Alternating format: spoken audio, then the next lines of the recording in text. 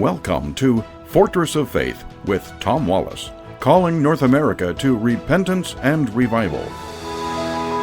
Welcome back to the Corner of Truth and Courage. You're listening to Fortress of Faith. This is Tom Wallace. I want to draw our attention to Texas, especially to this effort by the Muslims around the Dallas-Fort Worth area. If you've not yet heard, Muslims in East Plano are planning to build a city, a Muslim city on 400 plus acres, just about 40 miles north of Dallas, about 20 miles away from where this, the East Plano, the mosque that they built there are huge, amazing facilities that they've been building. There's about 30,000 Muslims that live in the metro area of Dallas. And so we're going to put some attention to what's going on there, what the residents of Texas should do and should not do. I'm going to lay out some things there that might save you a lot of grief. I've been fighting these issues for almost 2 decades, and I'm going to share with you some mistakes that people in Michigan have made and some things that other states have done that will help. And Texas, so far, is not following these things.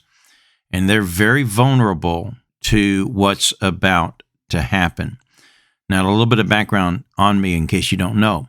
I was a missionary over in England. I remember hearing for a decade, I was in a large Muslim community over there. And if you're not familiar with what's going on in England, we have a lot of Muslim immigrants that have moved in to the country and have altered the country very significantly. Many of the Muslims were saying, Sharia law is coming. You're going to live under Sharia, saying that to us non-Muslims.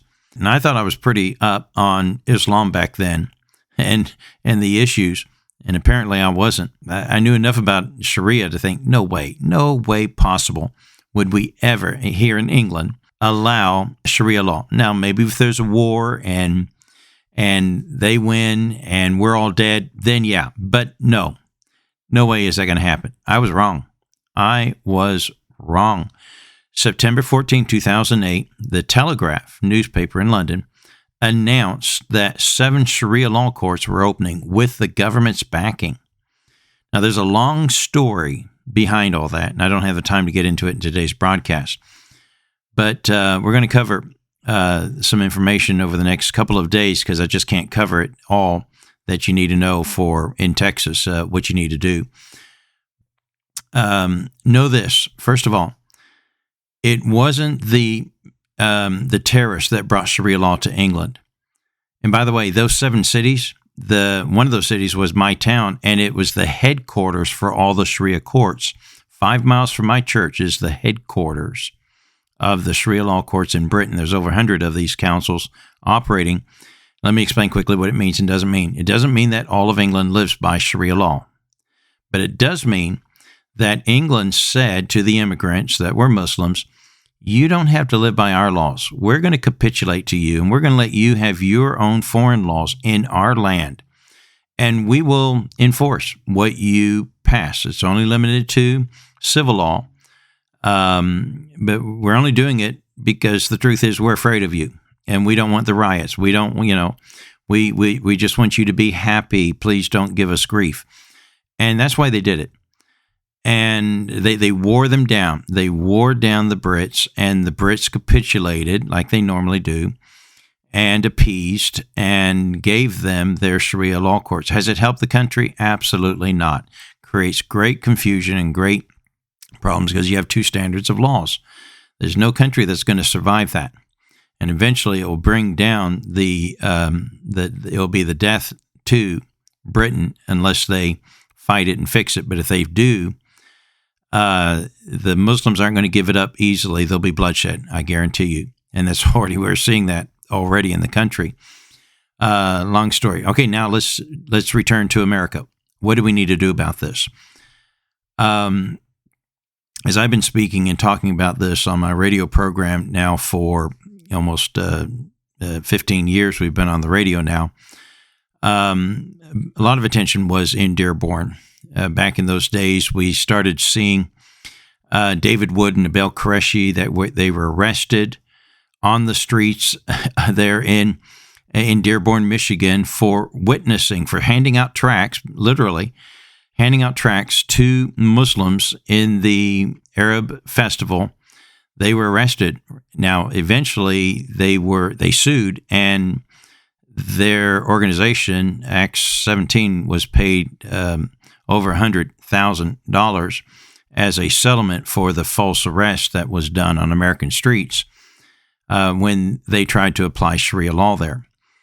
But there was a big outroar as a result of that. I used to go to those meetings and those rallies there in Dearborn while they were having them, and so I know firsthand what was going on. I was there, and so the people of Michigan started pushing back, and mosques were being built in the area, and there's a beautiful, huge mosque built there, right there in Dearborn Heights.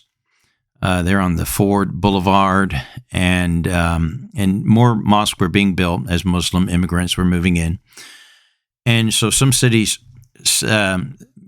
pushed back.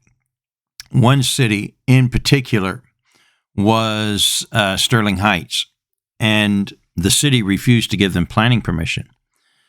Well, the Muslims sued, and they won big. How do they win? Well, the problem is you cannot stop Muslims from building a mosque. That is a violation of the First Amendment. The First Amendment does permit in every court, now you may not like it, and we may not like it, but the First Amendment does protect Muslims or Sikhs or Hindus or Buddhists or Christians or Jews to build their houses of worship. You cannot deny people that right. It's a right. It's protected by the First Amendment. And they were sued, and not only were they sued, but they had to pay out. Now, the city paid out a maximum of $350,000 because that was their down payment. The insurance kicked in. What I read years ago was $3.5 million was awarded to them, and they built a beautiful mosque with that money.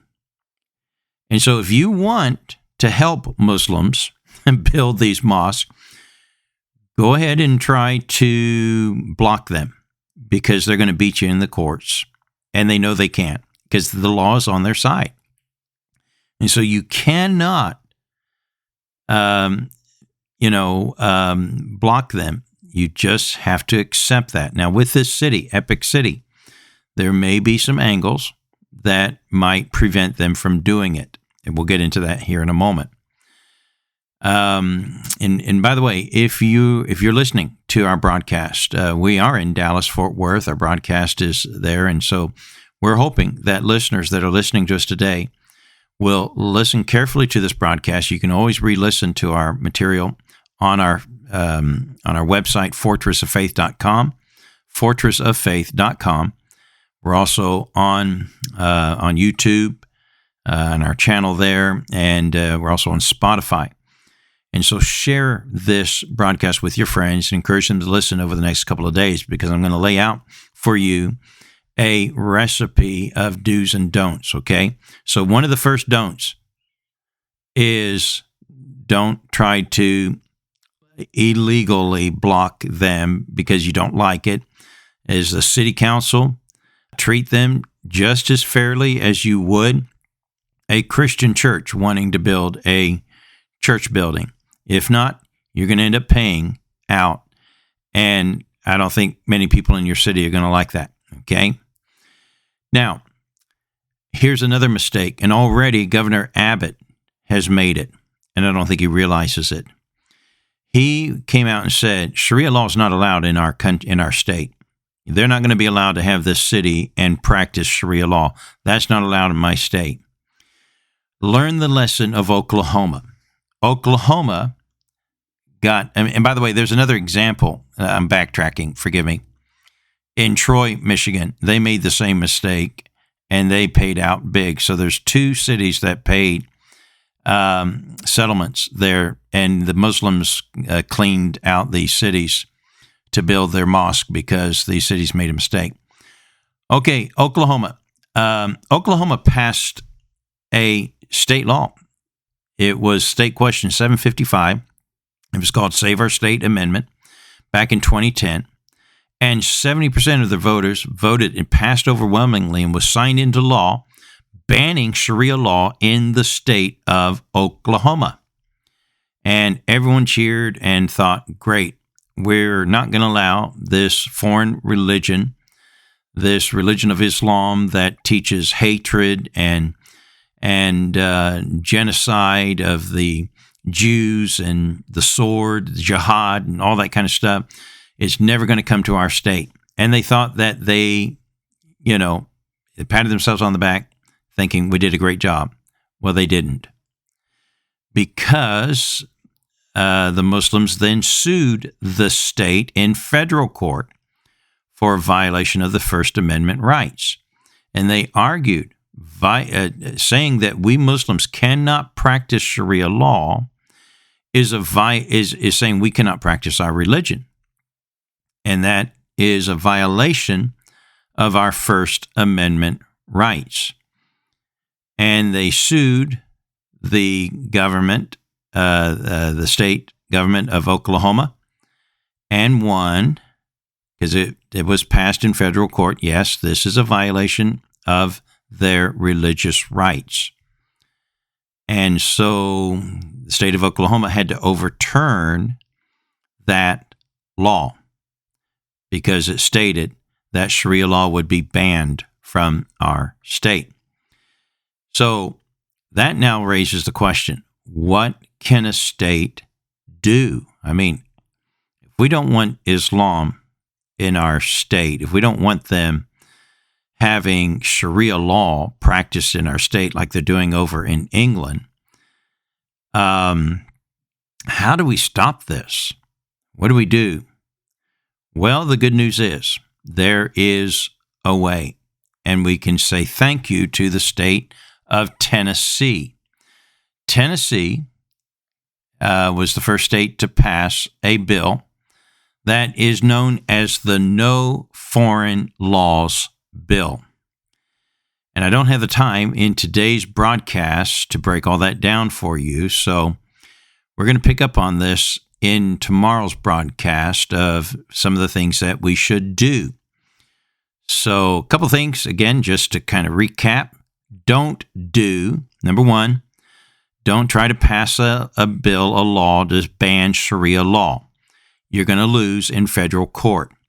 Number two, don't, in the city council, don't try to stop them from building their mosque on the city level.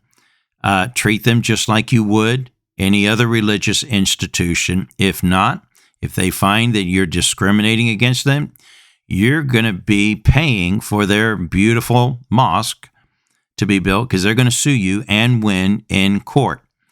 So those are the 2 don'ts. Tomorrow we'll get into some of the do's of what you should do. So join us tomorrow at the corner of Truth and Courage. God bless you.